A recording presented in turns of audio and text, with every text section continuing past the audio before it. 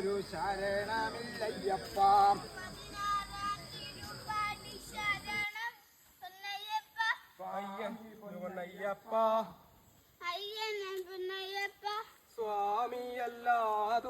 കാനന യാത്രയുടെ രണ്ടാം ഭാഗം ആരംഭിക്കുന്നത് പുതുശ്ശേരി തോട്ടിൽ നിന്നാണ്. ഇനി കരിമല കയറ്റം, വലിയാനവട്ടം ഇറക്കം, ചെറിയാനവട്ടം, പമ്പ, അത് കഴിഞ്ഞ് നീലിമല യാത്ര. പുതുശ്ശേരി തോട്ടിൽ കുളിയിൽ രാവിലെ ഇന്നത്തെ പ്രഭാതമാനത്തിൽ നല്ല മഞ്ഞും നല്ല തണുപ്പുമുള്ള ഗംഭീര വെള്ളം. സ്വാമി ശരണം.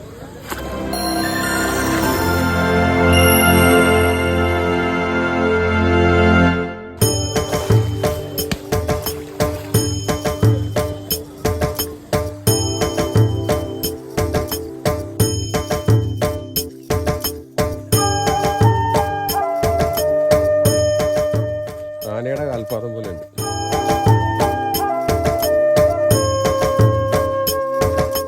ഒരുപാട് പേരറിയാക്കിളികളുടെ ശബ്ദവും ഇടതൂർന്ന വനവും ഈ കാനന യാത്രയിൽ കാനന ഭംഗി ഏറ്റവും ഗംഭീരമായ അനുഭവമാകുന്ന സ്ഥലങ്ങളിൽ ഒന്നാണ് പുതുശ്ശേരി കോട്ട കഴിഞ്ഞിട്ടുള്ള കരിയിലാന്തോട് പ്രദേശം. കരിയിലാന്തോട് കഴിഞ്ഞാണ് നമ്മൾ കരിമലയിലേക്ക് കയറുക. രാവിലെ ആയതുകൊണ്ട് പക്ഷികളും പേരറിയാത്ത ഏതൊക്കെയോ ചെറിയ ചെറിയ മൃഗങ്ങളുടെയൊക്കെ ശബ്ദം രസകരമായി കേൾക്കാം. ചെറിയ മഞ്ഞും ഇവിടെയുണ്ട്.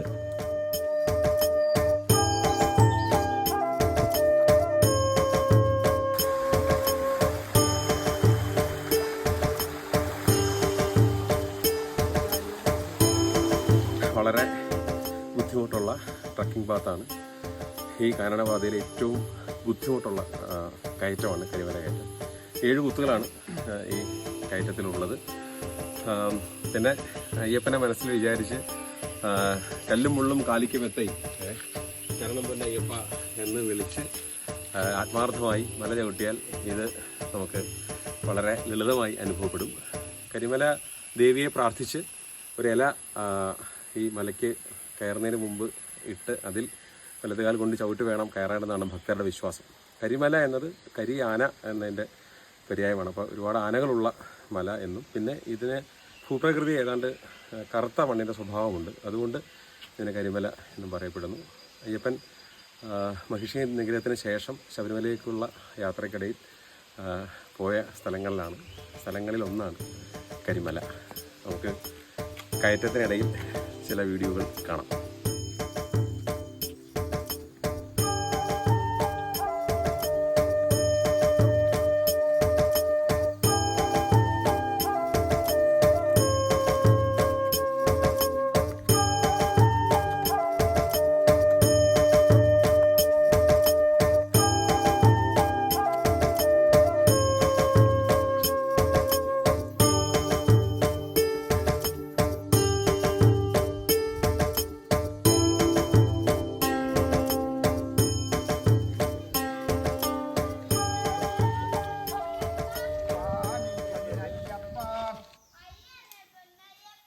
സ്വാമി അല്ലാതൊരു ശരണമില്ലയ്യപ്പ.